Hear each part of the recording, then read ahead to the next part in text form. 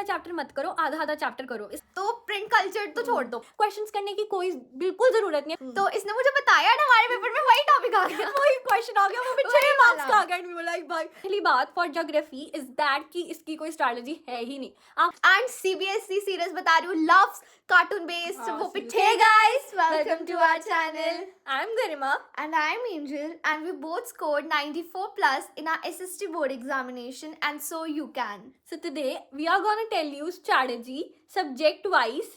I would be telling you about geography. And I would be telling you about history. So let's get into the video. So सबसे पहली बात for geography is that कि इसकी कोई strategy है ही नहीं।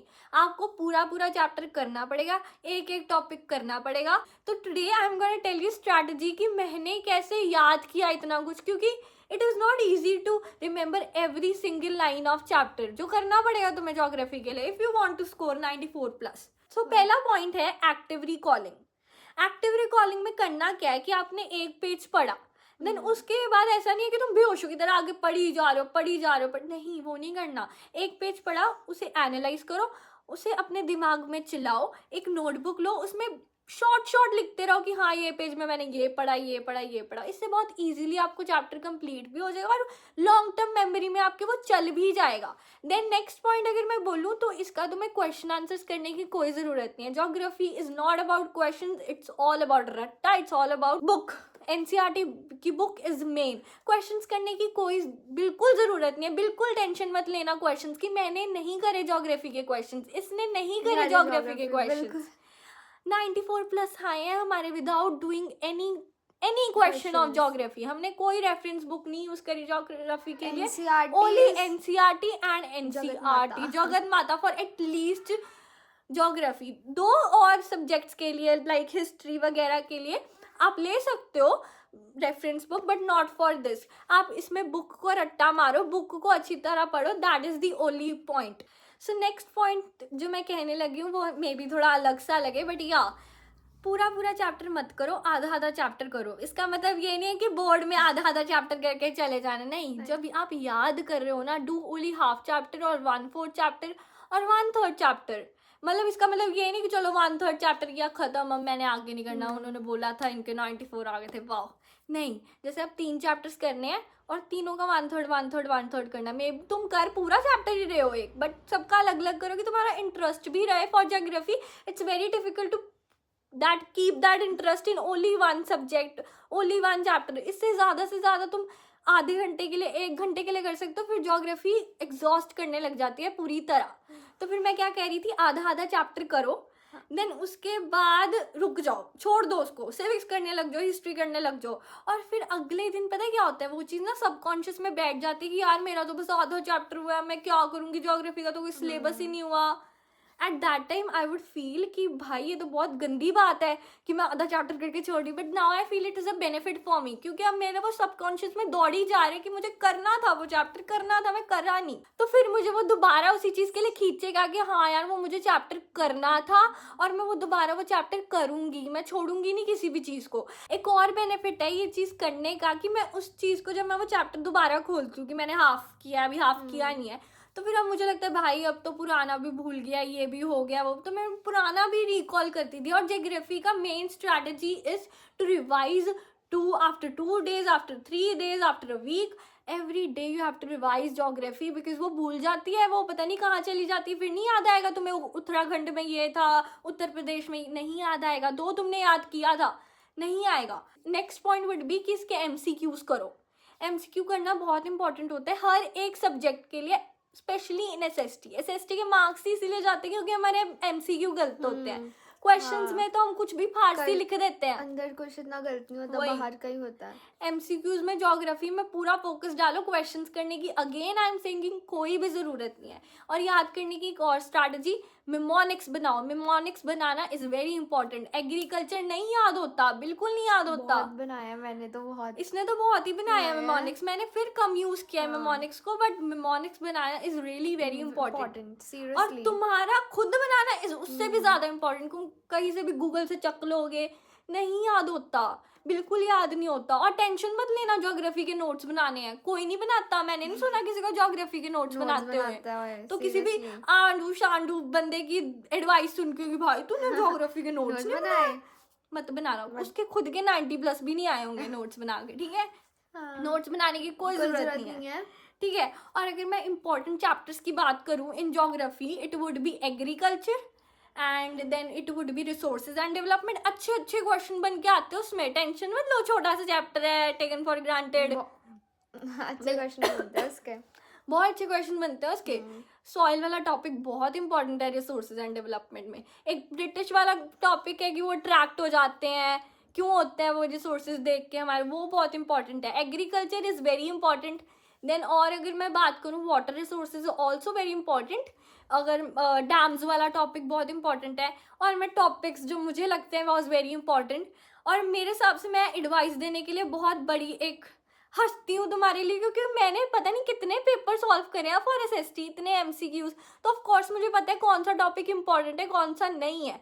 तो मे बी, और अगर तुम्हें थोड़ा सा भी लगता है कि I can do help you, तो check it out in description, ठीक है। और अगर पास्ट पेपर करने की तलब मच रही है तुम्हें, तो एमसीक्यूज करना, ज्योग्राफी के क्वेश्चंस मत करना, क्वेश्चन लगाने की जरूरत नहीं है, बिल्कुल भी नहीं। ओके, बिल्कुल सैम्पल पेपर करना, सैम्पल पेपर बहुत इंपॉर्टेंट है। तुम्हारा बिल्कुल ही वो खत्म हो चुका है कि जो हमारा था वो तुम्हारा है ही नहीं, तुम्हारा पैटर्न ही चेंज हो गया, बिल्कुल। तो do it, majorly do it, अच्छे से अपना पैटर्न को देखना, करना, पॉइंट्स में याद करना। और जब लिखना भी है तो पॉइंट्स में लिखना प्लीज। ज्योग्राफी का अगर कोई क्वेश्चन है नॉर्दर्न प्लेन्स, हिमालयन, तो अलग अलग पॉइंट में होना चाहिए। अगर 6 मार्क्स का क्वेश्चन है तो पॉइंट में डिवर्सिफाई करो, ऐसा नहीं है कि दो पॉइंट एक ही उसमें डाल दिए, नहीं, वो एक एक पॉइंट लिखो, बहुत इंपॉर्टेंट है वो। कुछ नहीं आता तो पॉइंट ही बना दो सिर्फ, ठीक है। एक और एडवाइस, अगर तुम्हें हो रहा है कि भाई मुझे एक एक पेज पढ़ के याद नहीं होता, एक एक पेज पढ़ के मैं लिख नहीं सकता चुप के दोबारा,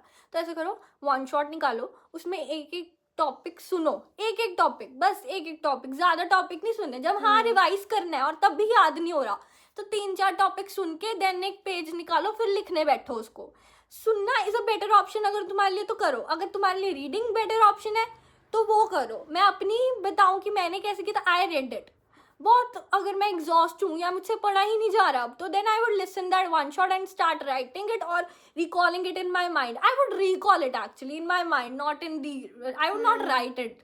आई am telling you this because maybe it is more effective, but या मैं तो रिकॉल करती थी उसे दोबारा। एक टॉपिक पढ़ा, जैसे एलोविलियल सॉइल का मैंने एक टॉपिक पढ़ा, then I would just memorise that thing again and again. ओ इसमें नॉर्दर्न प्लेन्स, इसमें हिमालयन, नॉर्दर्न हिमालय, ऐसे मैं उसे रिकॉल करती रहती थी और मेरा फिर 94% आ गए।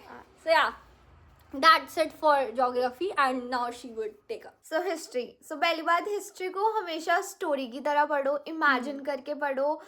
हिस्ट्री तुम ऐसे नहीं पढ़ सकते, अगर तुम रट्टे मार रहे हो, थोड़ा सा इमेजिन करो, थोड़ी सी स्टोरी लाइन बनाओ। टाइम लाइन सबसे इम्पॉर्टेंट।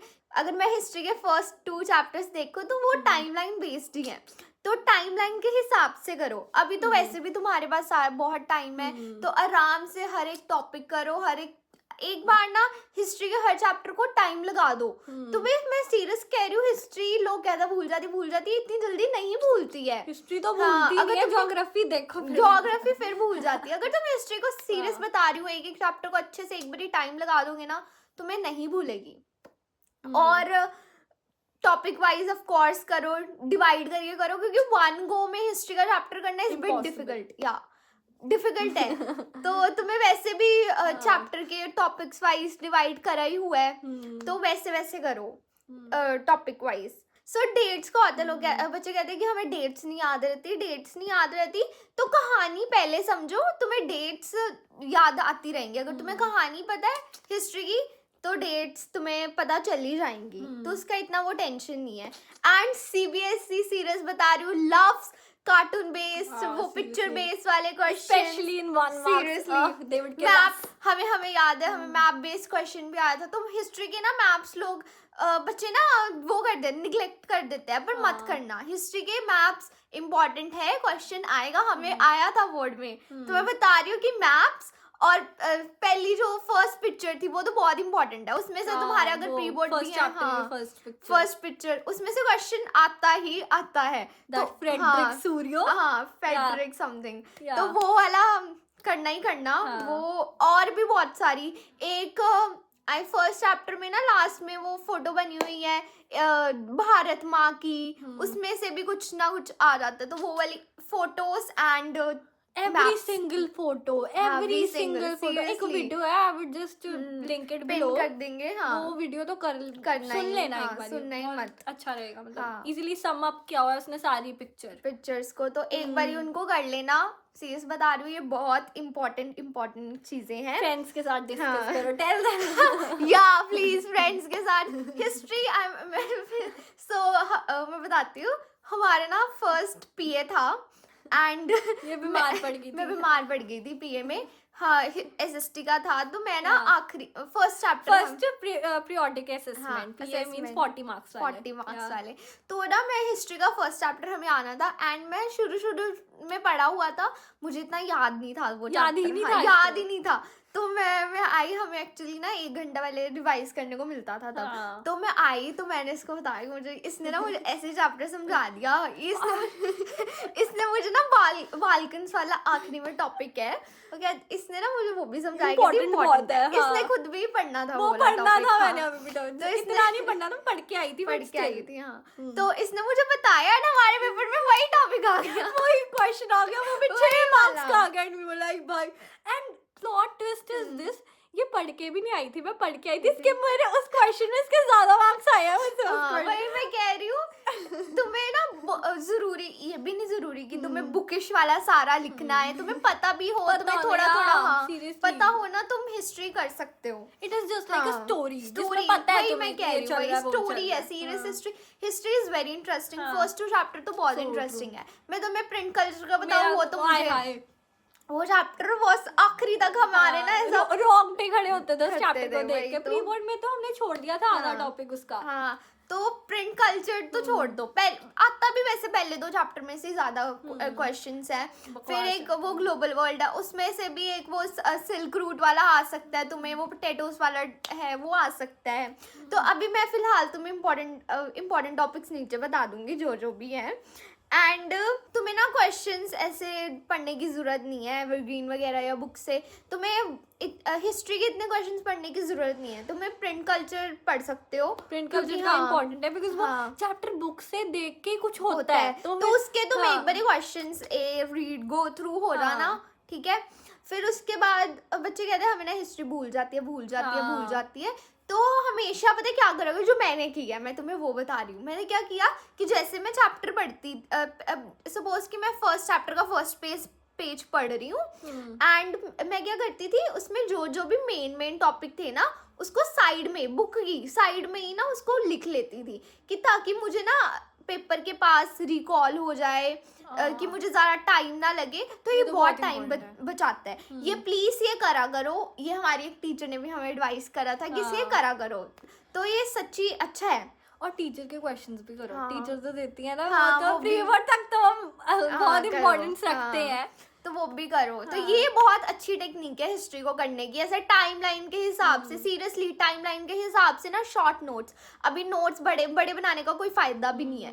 तो शॉर्ट नोट्स बनाओ, एक 1 शॉर्ट वीडियो देख लो, शुभम पांडे की, दिग्राज सर की बहुत अच्छा पढ़ाते हैं, हमने भी उनकी देखी थी, हाँ, तो उनकी वीडियो देखो, चैप्टर पढ़ो, उनके छोटे से साइड पे नोट्स बना लो, and you good to go. हाँ, और एक और मेजर पॉइंट जो मैं दोनों के लिए कह रही हूँ, for geography and history, math करो, मैप के बंडल लाओ, उसे करो सॉल्व, पता नहीं क्या हो जाएगा उस टाइम, नहीं हो पाए मैप में, कुछ भी है, मैप तो वेरी इंपॉर्टेंट भाई, तुम्हारे 5 मार्क पक्के हो रहे हैं, फ्री के क्या चाहिए तुम्हें, और एंड हम एक बहुत अच्छी वीडियो जो हमने पता नहीं अपने पूरी क्लास को दे दी थी भाई, ये इससे करो, एंड एवरीबॉडी डिड इट, इतनी अच्छी वीडियो, दिराज सर की 48 मिनट्स की, आई स्टिल रिमेम्बर 48 मिनट्स की मैप की, हाँ, उसमें हिस्ट्री और ज्योग्राफी दोनों के हैं, उन्होंने सब करवाए हुए, अगर तुम्हें कंफ्यूजन रहती है कि कौन सा आना कौन सा नहीं आना, क्या करने, क्योंकि टीचर, हम बताएं हमारी टीचर ने हमें थोड़ा सा गलत बता दिया था, पर और ये वो गुजरात- करके आई थी, मैं सही करके आई थी। इसको मैं प्री बोर्ड में बता रही थी, हाँ। वो तारा नगर यहाँ पे, वो तारा वो यहाँ पे, हाँ। एंड ज्योग्राफी का तारा। तो मैं अपने टीचर वाला कराई थी, वो थोड़ा सा उन्होंने करा हुआ था, तो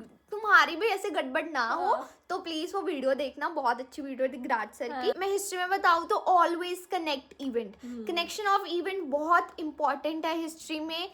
एंड जब भी तुम चैप्टर पढ़ रहे हो, कोई टॉपिक पढ़ रहे हो, तो हमेशा ना हिस्ट्री में ना ये 4 पॉइंट्स है, मैंने भी ये दिमाग में रखे थे। हमेशा दिमाग में रखो कि who did what, when, why, and उसके बाद हुआ क्या। हमेशा मैं कह रही हूँ ये 4 अगर तुम्हें नहीं भूलेगा वो चीज। हाँ, एंड मैं अगर तुम इम्पोर्टेंट है। हाँ, डेट्स बहुत इंपॉर्टेंट है। तुम्हें डेट्स टाइमलाइन वाला क्वेश्चन आता ही आता है मैचिंग में। और डेट को हाँ। पता है कैसे याद करो, ऐसे नहीं कि एक रैंडमली 11th कर ली, फिर बाद में पता 20 कर ली, 11, 12, 13, 14 ऐसे सिमेट्री में करो। Symmetry में एंड करो, मैं yeah. सीरियस बता रही हूँ, टाइमलाइन वाला MCQ हाँ। आता ही आता है। इतना डिफिकल्ट कैसा होता है कि ये पहले हुआ था इवेंट या वो पहले हुआ था।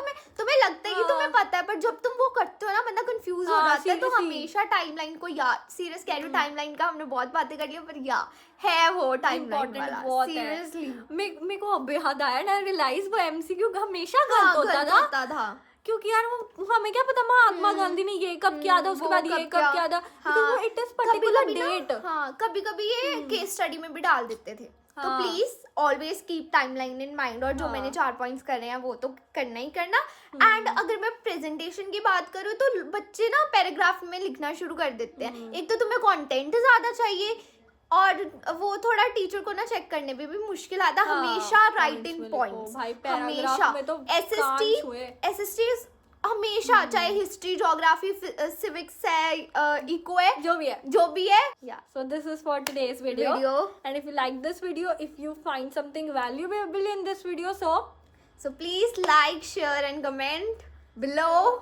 and share And this with your friends. Yeah, SST is important for all of us. Yeah. But हमने इसको easy कर दिया. But we miss SST. Yeah, we miss, of course. We miss SST. Yeah. Bye.